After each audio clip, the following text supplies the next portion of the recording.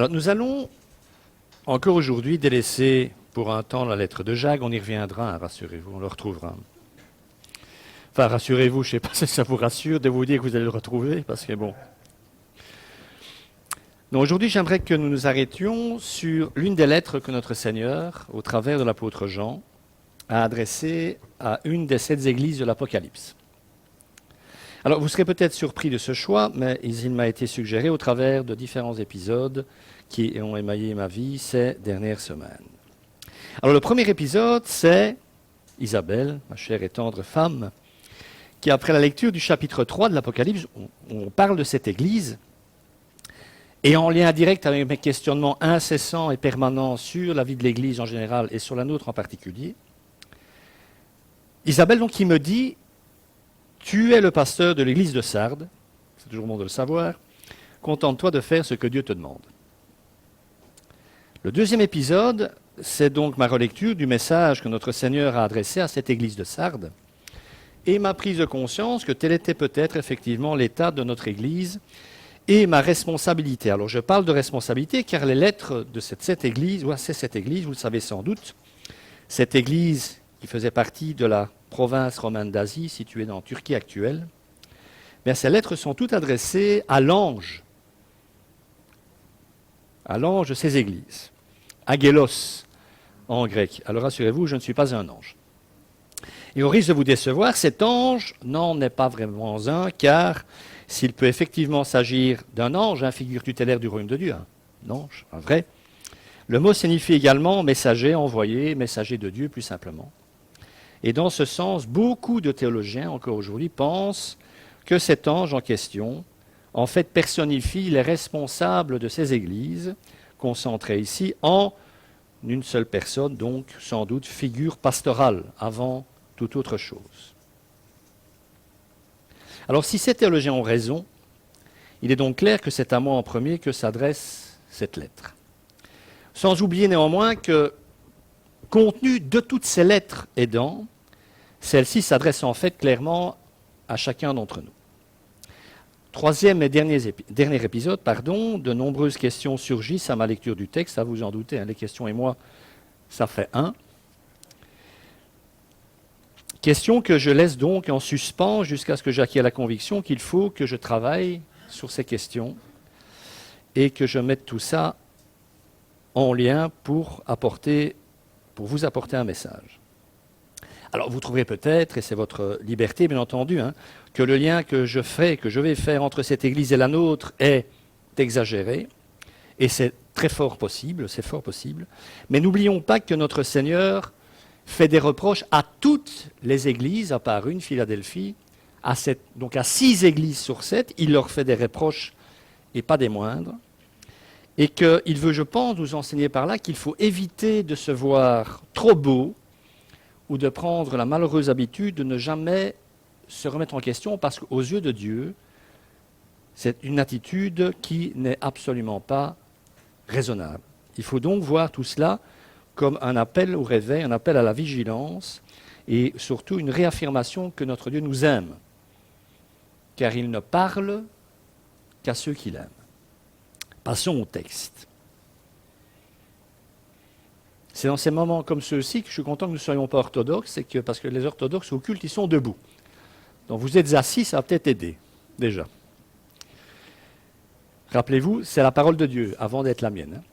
Écrit à l'ange de l'église de Sardes. T'attends. Voici ce que dit celui qui a les 7 esprits de Dieu, excusez-moi, et les 7 étoiles. Je connais tes œuvres, je sais que tu passes pour être vivant, mais tu es mort. Sois vigilant et affermis le reste, qui est sur le point de mourir, car je n'ai pas trouvé tes œuvres parfaites devant mon Dieu. Rappelle-toi donc comment tu as accepté et entendu la parole, garde-la et repens-toi. Si tu ne restes pas vigilant, je viendrai comme un voleur, sans que tu saches à quelle heure je viendrai te surprendre. Cependant, tu as à Sardes quelques personnes qui n'ont pas souillé leurs vêtements. Elles marcheront avec moi en vêtements blancs parce qu'elles en sont dignes. Le vainqueur sera habillé de vêtements blancs, je n'effacerai pas son nom du livre de vie, et je le reconnaîtrai devant mon Père et devant ses anges. Que celui qui a des oreilles écoute ce que l'Esprit dit aux églises. Petite précision d'emblée, il est évident que celui qui a les 7 esprits de Dieu et les 7 étoiles, c'est évidemment notre Seigneur Jésus. C'est lui qui adresse ses messages à ces différentes églises. Éphèse, Philadelphie, et bien d'autres, Laodicée et bien d'autres. On va commencer par faire un peu d'histoire, parce que pour comprendre les messages à ces églises, il faut faire de l'histoire. Il faut s'attacher à l'histoire de ces églises et des villes qui accueillent ces églises. La ville de Sardes se situe à l'ouest de la Turquie actuelle. Voilà. Vous voyez Sardes, vous voyez bien que toutes ces églises sont... Bon, il faut quand même quelques kilomètres à pied pour y aller d'une à l'autre, pour passer d'une à l'autre, mais ces 7 églises sont relativement concentrées dans la même région. Cette église, cette ville de Sardes, pardon, est passée dans l'histoire pour une ville riche et prospère. Crésus, qui fut le roi de cette ville, est passé à la postérité comme une référence à la richesse, ne dit-on pas riche comme Crésus. Mais c'est de là que ça vient. Et pour cause, puisque coulait aux abords de la ville la rivière Pactole, ça ne s'invente pas. Rivière aurifère, donc possédant un très riche filon d'or, qui était célèbre à l'époque et ayant forcément participé à la prospérité de la ville. De là l'expression « toucher le Pactole ». Là encore, c'est de là que ça vient. Comme pour toutes les lettres adressées aux églises de l'Apocalypse, notre Seigneur va donc se servir de l'histoire de la ville où se situe l'église de Sardes pour lui parler. Et la première chose que l'on va remarquer, si on lit attentivement le texte, c'est un triple appel à la vigilance, à l'état de veille, à rester éveillé, à l'état de veilleur. L'injonction « sois vigilant » que nous avons lu dans le verset 2, traduit en fait le grec « sois veillant », soit en permanence en état de veille. Il faut en effet savoir que la ville était, et sa citadelle était réputée imprenable. Pourquoi ? Parce qu'elle se situait au sommet d'un piton rocheux. En Grèce, dans la culture grecque de l'époque, prendre l'acropole de Sardes était une expression proverbiale signifiant tenter quelque chose d'impossible. Imaginez que je dise à Nicolas, voilà, je vais jouer au loto, je vais faire ceci. Je lui parle d'un projet extraordinaire. Nous sommes grecs, du 3e, 4e siècle avant la naissance de Jésus. Et en répondant à ça, parce qu'il ne croit pas une seconde, on dit, tu veux vraiment prendre l'acropole de Sardes, toi ? Donc ce que tu es en train de me dire est impossible. Ce qui est très intéressant, c'est que les 2 premières expressions relatives à Crésus et au Pactole sont arrivées jusqu'à nous. La 3e dont je viens de vous parler n'est pas arrivée jusqu'à nous. Et pourquoi ? Parce que la citadelle a été prise. Elle était imprenable et elle a été prise. Sur 3 côtés de ces pitons rocheux, les parois étaient presque verticales. De ce côté-là, pas de danger. Quant à la crête au sud, elle était un peu moins verticale, mais elle était si mince qu'elle était facilement défendable. C'était un suicide de vouloir passer par là pour une armée quelconque. Pourtant, c'est toujours ce qui arrive avec les pièces imprenables, en 546 avant notre ère, Cyrus le Grand, fondateur de l'Empire perse, s'avança en Asie mineure, donc en Turquie, et dut se résoudre à prendre Sardes qui entravait la progression de ses troupes. Il ne pouvait pas contourner la ville, il devait la prendre. Il promit donc une forte récompense à celui qui trouverait le moyen de prendre cette forteresse. Hérodote, l'historien grec, raconte comment l'un des soldats de Cyrus, un certain Hiéroédès, vit un soldat lydien, donc un soldat sardois, se pencher trop fort au-delà du rempart et perdre son casque. Donc ce gars assiste à ça. Le soldat en question sort du rempart, descend à travers les rochers, récupère son casque et remonte. La suite, vous vous en doutez. La même nuit, quelques soldats perses courageux grimpèrent par ce même chemin escarpé qui n'était pas décelable d'en bas. Ce chemin était au milieu de la roche. Ils entraient dans la forteresse, qu'ils trouvèrent non gardée. Il n'y avait pas de soldats pour la garder, ça ne servait à rien, elle était imprenable. Et forcément, la citadelle fut prise par les Perses. Les Lydiens, donc les habitants de Sardes, étaient tellement sûrs de leur forteresse et de son solide emplacement, ainsi que du fait que personne ne trouverait jamais le chemin dérobé, qu'ils ne veillaient tout simplement plus du tout. Ils ne gardaient plus leur citadelle. Pour anecdote, la ville tomba encore une fois aux mains des Syriens, cette fois-là, en 214 avant la naissance de notre Seigneur, pour les mêmes raisons. Sois vigilant et affermis le reste qui est sur le point de mourir, car je n'ai pas trouvé tes œuvres parfaites devant mon Dieu. Rappelle-toi donc comment tu as accepté et entendu la parole, garde-la et repens-toi. Si tu ne restes pas vigilant, je viendrai comme un voleur sans que tu saches à quelle heure je viendrai te surprendre. Alors, il est clair que le verset 2 est une allusion à ces événements historiques et que le verset 3 est un développement de la parabole du voleur en Matthieu 24. Rappelez-vous de cette parabole, Jésus dit « Je vais revenir ». Tu ne sais pas quand. Ce sera en journée ou même peut-être la nuit. Il vaudrait mieux pour toi que tu ne sois pas en train de dormir. Que tu sois en état de veille. Que tu fasses ce que tu es supposé faire en attendant mon retour. Le message central de ce passage à l'église de Sardes est clair. Tu passes pour être vivant. Tout le monde pense que tu l'es. Mais tu es mort. Alors, cette mort, rassurez-vous, enfin, je ne sais pas si c'est rassurant, n'empêche, cette mort est bien entendu spirituelle et comparée ici dans le texte à un sommeil, à un état de sommeil. Ceux qui veillent sont éveillés, sont réveillés, ceux qui ne veillent pas sont endormis. Alors, la preuve de ce que je dis que cette mort est spirituelle, c'est que cette lettre s'adresse à des personnes qui sont supposées l'entendre. Il faut donc que ces personnes soient vivantes, physiquement, j'entends. Donc ces chrétiens de l'église de Sardes se pensent donc spirituellement vivants, alors que leur dit Jésus, ils sont morts.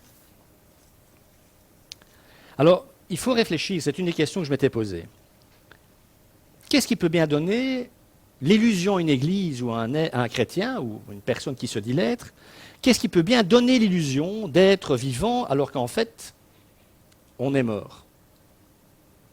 Qu'est-ce qui peut bien donner l'illusion à quelqu'un de dire « Ah, moi je suis en état de veille » alors qu'en fait, il est en train de dormir.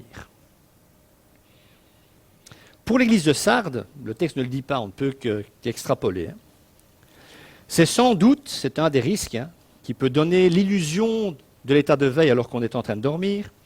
C'est sans doute la conservation de certaines doctrines, attachement, une certaine doctrine d'évangélique. Sans doute la continuation de ce que j'appellerais les exercices du culte, venir au culte, participer aux rencontres de l'Église. Autrement dit, toute une dynamique, une régularité extérieure dans la conduite. Mais pour important que ça, ces choses, parce que c'est important, elles ne sont que des formes. Elles ne peuvent être que des formes, d'où a disparu peu à peu la vie de la foi, la vie de l'amour qui est liée, la vie de l'Esprit de Dieu, tout simplement. Alors, je viens d'y faire allusion, ça ne veut évidemment pas dire que les formes extérieures de la foi sont à négliger. Je préfère vous voir au culte que ne pas vous y voir. Ne prenez pas ça pour une excuse pour ne pas y être. Oh, mais nous sommes tellement tordus, moi le premier, qu'il y a toujours un risque. Mais par contre, ce que je pense qu'il faut comprendre, c'est que tout cela peut n'être qu'une illusion de vie, une réduction de la vie de Dieu à une simple expression extérieure. Et c'est probablement le pire état que l'on puisse concevoir pour une église ou même et surtout pour une âme. Parce qu'après tout, quelque église que ce soit est constituée d'âmes. Il vaut mieux de très loin les combats spirituels, même avec quelques défaites. Il vaut mieux les tentations, même avec quelques chutes. Les douleurs infligées par la repentance, avec leurs effets de retour à Dieu et de régénération, de purification et de second souffle, de souffle nouveau. Il vaut mieux tout ça parce que là où les âmes souffrent et combattent, il y a encore de la vie. Ces chrétiens qui n'avaient que l'apparence de la vie, ce sont donc les soldats de Sardes qui auraient dû veiller sur les remparts de leur ville comme l'on veille sur son âme. Alors, quand on parle de pratiques extérieures, nous les protestants évangéliques, on pense souvent que nous échappons à ce phénomène. Nous le réservons souvent aux églises dites multitudinistes, catholiques, orthodoxes, où ce sont les sacrements qui donnent la vie, où nous savons que c'est faux bibliquement. Nous avons de tous ces gens qui se réunissent à la messe ou au culte orthodoxe ou autre.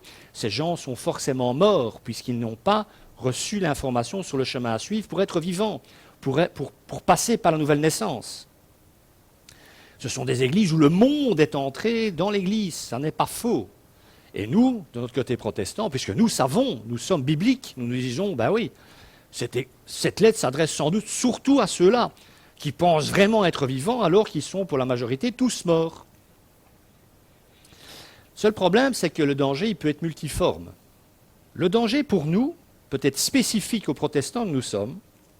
Le danger que nous encourons, c'est de ne pas entendre cette parole de notre Seigneur, le chef de l'Église, parce que nous nous enveloppons dans notre nouvelle naissance et dans notre conviction d'être sauvés. Il n'y a que les protestants évangéliques, si vous leur posez la question, qui vont vous dire qu'ils sont sûrs d'être sauvés. Un orthodoxe ne vous dira pas ça. Un catholique non plus.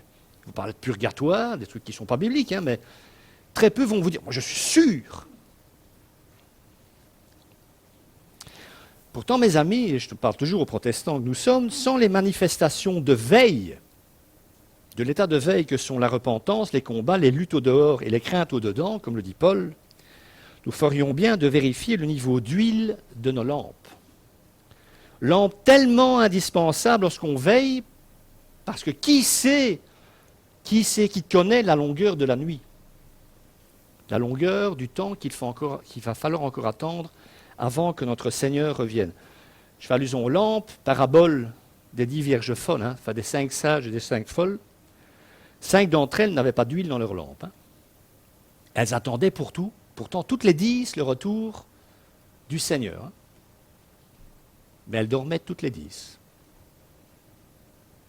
On a également relevé qu'au contraire des autres églises auxquelles s'adresse notre Seigneur dans l'Apocalypse, en ce qui concerne l'église de Sardes, il n'est pas parlé d'affliction. Toutes les autres, Jésus leur dit, je connais ta persécution, la persécution que tu souffres, je connais tes combats, je connais ce... Sardes, rien de tout ça. Apparemment, ils ne souffrent pas, ils ne sont pas persécutés, tout va bien. Enfin, tout va bien. C'est un signe justement que tout ne va pas si bien que ça. Elle ne subit en tout cas aucune souffrance reconnue par le Christ comme les autres églises. Sa conformité au monde l'avait sans doute préservée de la persécution. Un chrétien qui n'est pas persécuté, il y a une raison à ça. Enfin, persécuté, pas spécialement envoyé en prison. Ici, nous sommes encore en démocratie, mais dans vos relations personnelles, si vous n'avez aucun problème parce que vous êtes chrétien, c'est que vous avez en fait un solide problème. Alors on peut y voir peut-être, me semble-t-il, un parallèle avec le malheur que constitue le pseudo-bien-être de notre société occidentale. Notre société ne combat pas l'Église. Elle ne la persécute pas. Ben c'est vrai, nous ne sommes pas persécutés. Non, elle ne persécute pas l'Église, elle l'absorbe. Elle l'endort au son de son bien-être, de sa technologie. Le seul problème, c'est que notre vie spirituelle s'endort avec elle.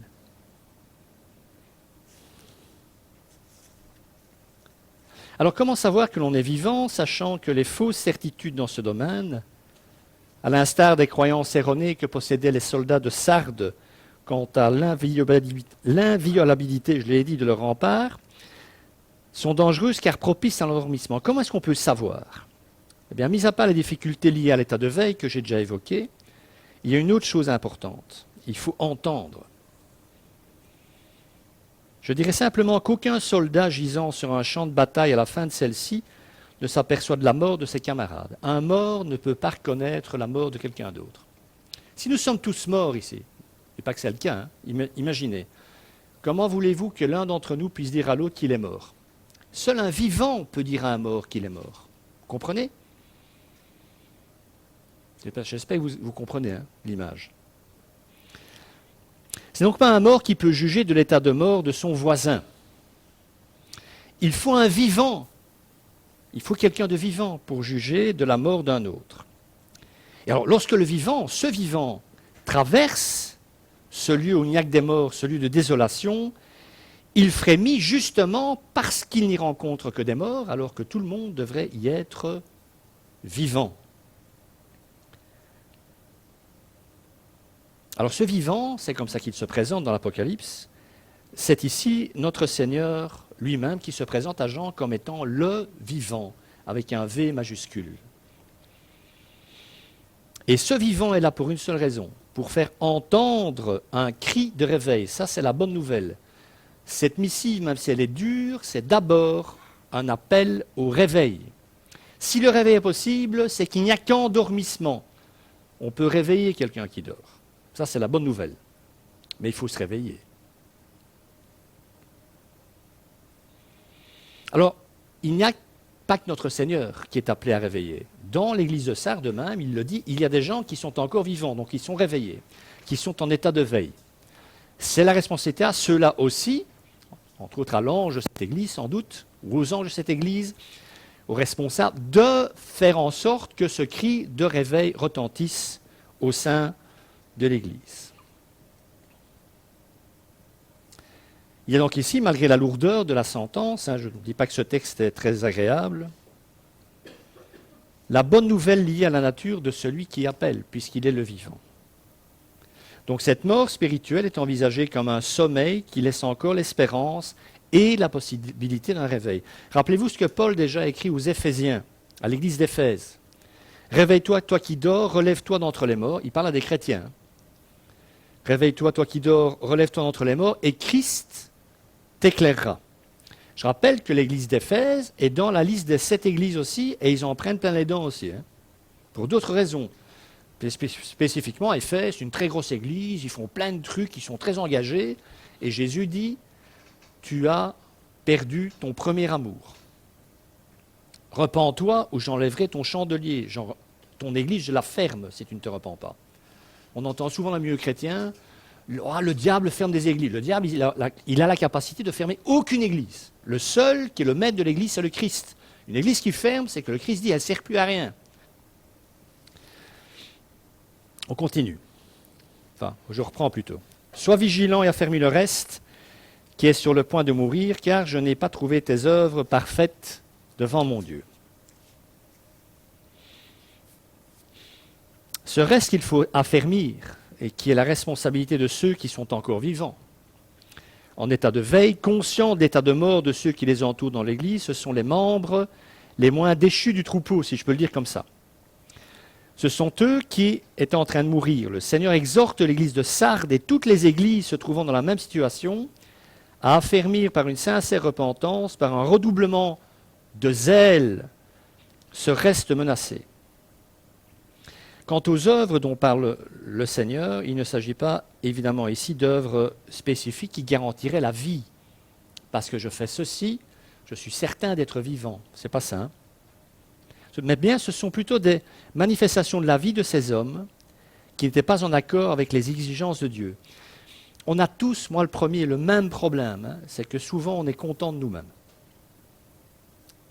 Et on néglige souvent le fait de se rappeler, de nous rappeler la vision que Dieu porte sur nos vies, sur ce que nous faisons, ne faisons pas, la façon dont on vit les choses à différents niveaux, dans différents domaines de nos existences. Il n'y a que Dieu qui peut vraiment nous dire où nous en sommes vraiment sur notre chemin avec lui.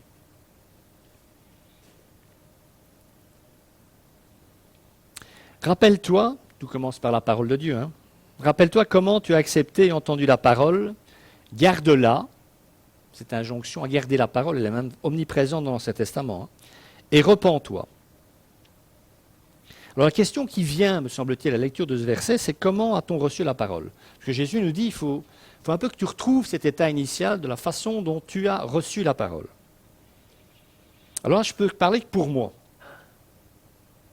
J'y étais pas là, moi, quand vous avez reçu la parole, pour le faire un peu, si certains quand même, mais pas tout le monde. Comment avons-nous reçu la parole? Quand cette parole nous a donné la vie, Esprit Saint aidant. Bien, je pense que nous l'avons reçue selon la vérité, sur base de la parole de Dieu, et avec empressement. Nous étions heureux de cette parole, heureux d'avoir rencontré Dieu, heureux de pouvoir le servir, heureux de voir notre vie transformée et notre regard voir pour la première fois véritablement le monde qui nous entoure, comme Dieu le voyait. Je me trompe? Je ne pense pas. Hein. Tous les chrétiens du monde qui sont passés par la nouvelle naissance dépeignent ces premiers jours de cette manière-là, la plupart. Et quand on prend l'Église primitive, l'Église apostolique, celle des apôtres, on remarque des choses. Surtout qu'ils étaient tous juifs. Ils venaient de la loi. Et du jour au lendemain, on leur dit, la loi, t'oublies. Tu ne peux pas y obéir. Tu ne dois plus te soumettre à la loi. Ce n'est pas la loi qui va te sauver. C'est ta foi en Christ. Et les apôtres ont cru ça. Ils se sont convertis et ils en ont converti des milliers d'autres grâce à ça, avec ce même message de vie. Mais ça ne les poussait pas à se relâcher. Ça ne les poussait pas à s'asseoir ou à s'allonger, à négliger leur service de Dieu, à négliger leur vie spirituelle. Vous savez, quand on lit l'Évangile, moi ça ne me plaît pas non plus, entre parenthèses. Hein. Vous avez remarqué, on dit, moi j'ai un peu calculé au niveau statistique. Vous savez que 80% minimum de l'enseignement de Jésus, c'est des baffes. Hein. C'est pour ça que certains théologiens allemands du 19e se sont perdus. Tellement le message de Jésus est dur et appelle justement à une réaction immédiate parce qu'il revient tout de suite. Et comme il revient pas tout de suite, ils ont conclu que tout ça, on pouvait un peu le relativiser et que quelque part, Jésus s'était trompé. C'est ce qu'on appelle l'eschatologie conséquente. Donc, si donc, dit notre Seigneur, malgré l'urgence qu'il y a pour toi à veiller, tu t'y refuses, tu n'entends pas ce que je te dis, je viendrai, c'est lui qui le dit, hein, et tu ne sauras pas à quelle heure, je viendrai sur toi, c'est ce que le grec dit, je viendrai sur toi. Autrement dit, tu ne sais pas à quelle heure je te tomberai dessus, dirait-on en français. Il faut voir dans cette promesse, parce que c'est une promesse, hein, rassurez-vous, une allusion à son retour en gloire, hein, à son second avènement, ça c'est sûr, à la fin des temps. Mais pas seulement. La menace du Seigneur s'accomplit dans chacun des jugements qu'il exerce en temps réel tous les jours, car alors il vient effectivement chaque fois qu'il vous dit quelque chose dans votre quotidien pour vous réveiller. C'est un avènement qui annonce le grand avènement, son grand retour. Donc si vous ne voulez pas, si je ne veux pas être surtout en train de dormir, il reviendra physiquement, réellement sur cette terre pour juger le monde, il faut forcément que je me réveille quand il fait des injonctions par le Saint-Esprit. Pour l'instant, ces injonctions, ce fait de venir, Jésus ne le manifeste qu'intérieurement, dans votre vie spirituelle, dans votre intériorité d'homme et de femme, au travers du Saint-Esprit, qui actualise la parole quand vous la lisez. Cette parole, quand Jésus est dur dans cette parole, eh bien, il faut prendre ce message pour vous, parce que nous sommes peut-être dans ce cas-là.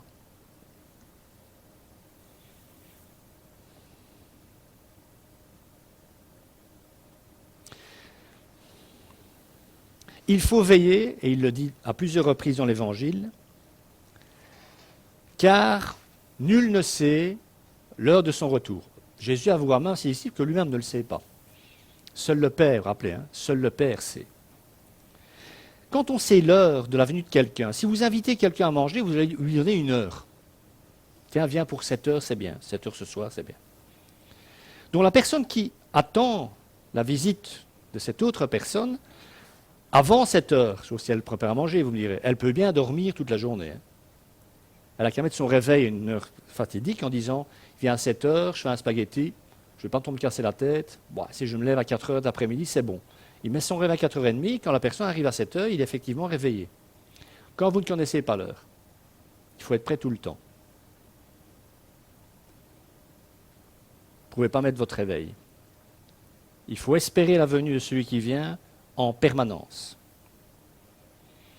Il faut rester vigilant. Dans la parabole, je ne vais pas la pousser trop loin, dans la parabole justement du voleur, Jésus précise bien qu'il peut même venir de nuit. Alors là, on se dit, attends, que je ne dorme pas la journée. Ok. Mais Seigneur, la nuit, il faut que je dorme. C'est spirituellement, encore une fois. Hein. Il faut que je dorme. Et Jésus dit, oui, non, je pourrais même venir la nuit. C'est spirituellement qu'il faut entendre le texte. Hein. Mais c'est intéressant, me semble-t-il. Hein. C'est pour, encore une fois, je pense, éviter toutes les interprétations que l'on peut donner pour se justifier le fait qu'il y a des moments où c'est bon, quoi. Hein. Imaginez qu'ils reviennent en vacances pendant que vous êtes en vacances. Hein. On peut prêcher l'évangile en short sur la plage, hein, je vous rassure. Donc, il faut bien comprendre, même si c'est dur à entendre, que cette parole est avant tout l'expression, encore une fois, de la miséricorde de notre Seigneur. Il ne prend aucune de ces églises en traître. Il les avertit afin qu'elles aient le temps de se repentir, de revenir vers lui. Alors, je ne vais pas casser le jouet, mais je connaissais forcément ces lettres la première fois que je suis allé en Turquie avec Isabelle en 97. C'était assez touchant d'ailleurs hein, de se retrouver sur les pas de Paul à Éphèse. Enfin voilà, c'est un côté, quand vous êtes chrétien, il y a un côté complètement fou là-dedans. Hein. Et c'est aussi à ce moment-là que j'ai pris conscience que la Turquie était le berceau du christianisme. Mais c'est vrai, hein. Il n'y a plus d'église là. Éphèse fermée. Elles sont toutes mortes. Il y a encore des églises, hein. Vous pouvez des vieilles églises, des ruines où vous allez voir des fresques, toutes des vieilles églises. Alors, oh, c'est beau, mais ces églises sont mortes, il n'y a plus de crête, c'est fini. C'est déjà le cas en 97. Hein. Vous voyez, donc, il y a quand même un appel à prendre, me semble-t-il, hein, tout ça au sérieux. Je sais bien que d'autres disent, oui, mais une église, c'est un corps vivant, dont un corps revient à la vie, et puis à un moment, il meurt, c'est normal. Non. Non, moi je pense qu'une église devrait pouvoir tenir des siècles, sans doute, hein, si les chrétiens étaient cohérents par rapport à leur appel. Cependant, ça c'est la bonne nouvelle de la lettre, tu as assard de quelques personnes qui n'ont pas souillé leurs vêtements, elles marcheront avec moi en vêtements blancs parce qu'elles en sont dignes. Le vainqueur sera habillé de vêtements blancs, je n'effacerai pas son nom du livre de vie, et je le reconnaîtrai devant mon Père et devant ses anges, que celui qui a des oreilles écoute ce que l'Esprit dit aux églises. Alors, petite parenthèse, cette allusion qui revient au fait que celui qui a des oreilles écoute ce que l'Église dit aux églises. Connaissez des gens qui n'ont pas d'oreilles, vous? Je dis ça parce que cette expression, elle apparaît pour la première fois dans l'Ancien Testament, dans le livre d'Ésaïe, je pense. Et l'Hébreu dit littéralement, quand Dieu parle à son prophète au sujet d'Israël, il dit, ce peuple, l'Hébreu dit littéralement, n'a pas de conduit auditif, donc il ne pourrait pas entendre, puisqu'il n'a pas ce qu'il faut pour ça. Donc c'est intéressant, me semble-t-il. Donc la question n'est pas de savoir si on entend, la question est de savoir, est-ce que tu as des oreilles ? Est-ce que Dieu t'a donné ces oreilles qui seules peuvent entendre ce qu'il a à te dire? Donc on revient dans la notion, est-ce que tu es spirituellement né, spirituellement vivant? L'autre terme important dans ce verset, c'est le mot vêtement. Toujours dans les soldes. Alors il est pris deux fois, mais vous en doutez, hein, dans un sens figuré, hein, c'est spirituellement. Ce vêtement blanc, c'est une image dans toute l'Écriture, c'est l'image de la justice dont Dieu revêt ses enfants en Christ. C'est une image de la sainteté, de la pureté produite par la vie nouvelle que le Christ place dans le cœur de quelqu'un qui place sa foi en lui et que l'Esprit Saint lui applique. Cette justice de Dieu, cette justice accomplie et acquérie, ça dit ça? Par le Christ, par le Christ, c'est l'Esprit Saint comme une sorte de colle qui colle ça au cœur, à l'âme du nouveau-né par la foi et dans la foi. Donc souiller, parce que ce vêtement blanc, cette robe blanche, on l'a tous, hein, souiller, salir ce vêtement-là. Mais comment peut-on le salir, à votre avis? Par le péché. Alors le péché, ça peut être quelque chose de pas extravagant du tout. Hein. On ne parle pas de tuer quelqu'un, enfin, ça il faut éviter aussi, mais ce n'est pas ça seulement. Hein. C'est par ce désintérêt des choses de Dieu, c'est péché. C'est progressivement laisser aller les choses au niveau relationnel avec Dieu, voilà, ça suffit. Il ne faut pas des trucs extraordinaires. Hein. Simple pensée qui n'est pas dans l'ordre des choses du Seigneur, ben, il faut rectifier ça. Il faut se battre contre, et on a tous ce problème, me semble-t-il. Parce que rentrer dans ce mécanisme de désintérêt, de péché systématique qui s'installe progressivement et dont on n'est plus conscient puisqu'on commence à s'endormir, ça amène à ce que Jésus décrit comme une mort spirituelle. Alors, quel est le plus grand problème aux yeux de Dieu dans ce processus inverse? Il donne la vie et nous on la perd progressivement. Je ne parle pas du salut ici, je parle de perdre la vie progressivement, de s'éteindre quelque part. Qu'est-ce qui est embêtant? Bien, avant d'être chrétien, qui péchait? Votre vieil homme. Vous ne pouvez pas faire autrement. C'est impossible. Vous n'avez pas d'autre force en vous que la volonté de ce vieil homme, de votre nature humaine. Oui, mais quand vous êtes né de nouveau, il s'est passé une chose. C'est que ce vieil homme, dit Paul, a été crucifié avec le Christ. Il est mort. Je ne parle pas de l'ancienne nature, je parle du vieil homme. Tous vos péchés passés ont été crucifiés, mis à mort.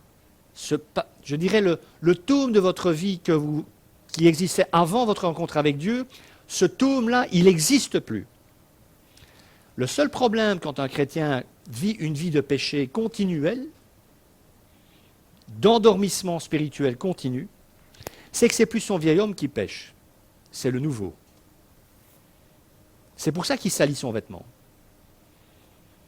La robe de votre vieil homme, elle était dégueulasse, puisqu'elle était pleine de boutons, elle était dégueulasse. Même avec Dreft, Dash, Ariel, pas possible. De laver ça, impossible. Et c'est parce que le roi David avait compris ça, que dans le psaume 51, il dit à Dieu, on traduit ça par lave-moi. Lave-moi de mon péché, c'est vous rappeler. L'hébreu a littéralement récuré, récure-moi, quoi. Parce que c'est sa nouvelle nature. Vous comprenez? C'est l'homme nouveau qui a été entaché par ce péché. Et c'est une antinomie dans les faits. Parce que c'est quelque part un abus de la grâce de Dieu. Il faut prendre la grâce de Dieu au sérieux, mes amis.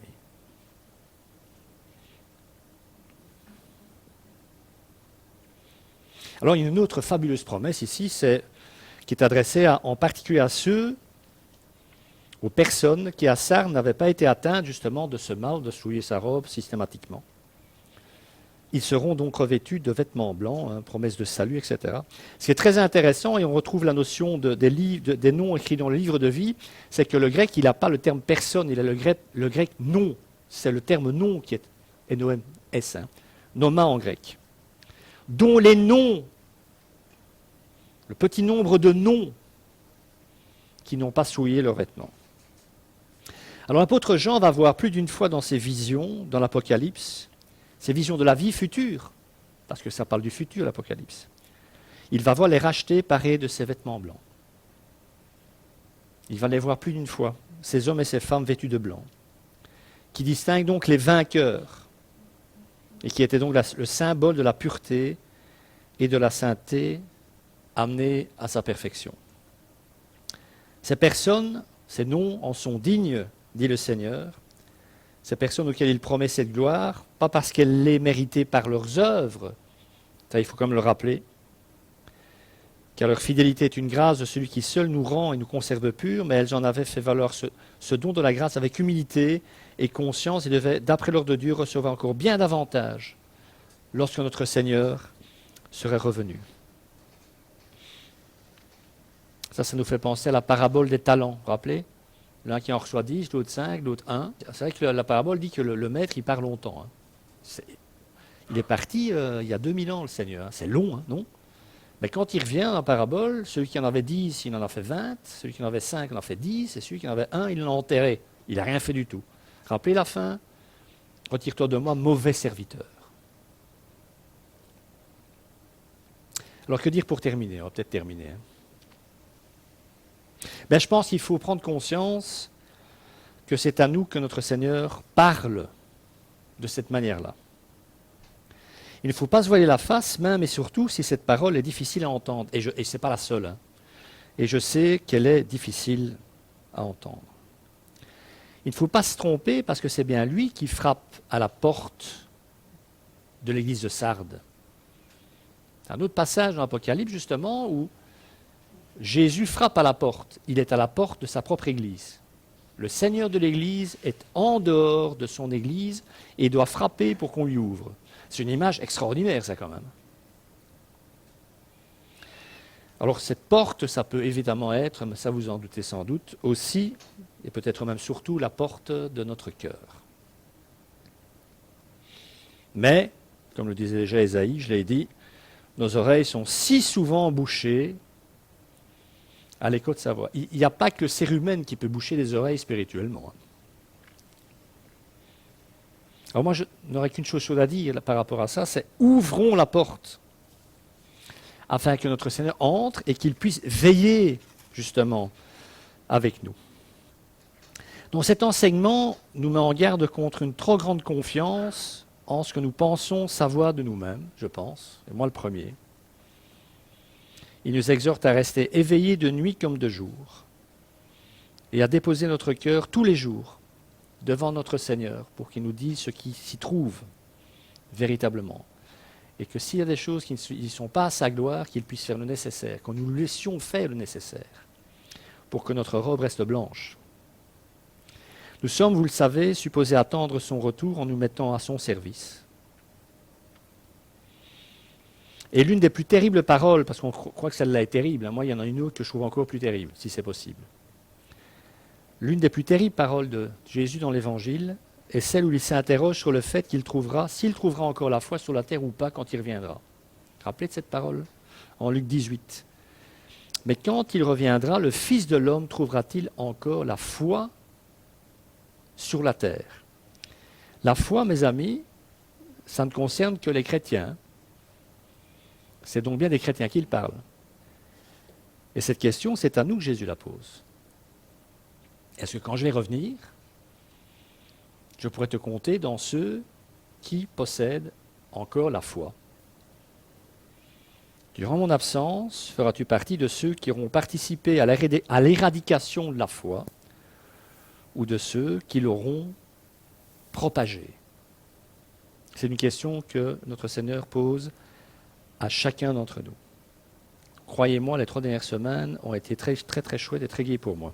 Que notre Seigneur bénisse sa parole et qu'il vous bénisse. Amen.